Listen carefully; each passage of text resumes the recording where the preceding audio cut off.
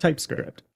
JavaScript is a dynamic language where we can do all kinds of crazy things, like reference variables that don't exist or work with objects of an unknown shape.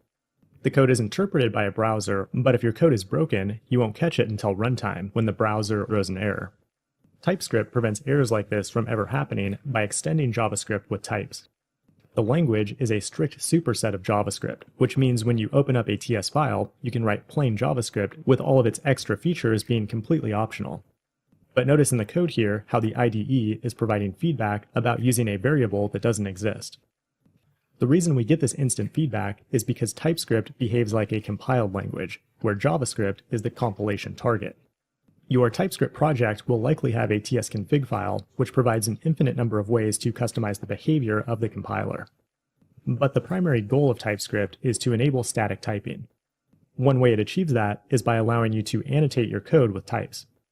We can strongly type a variable using a colon followed by its type, like a string, boolean, or number, known as an explicit type.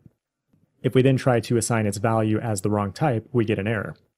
Alternatively, if we set an initial value, it will implicitly infer the type. However, there may be cases where you want to opt out of this behavior, in which case you can annotate with the any type. That allows you to loosely type or opt out of type checking. When working with an array, use brackets to strongly type a list.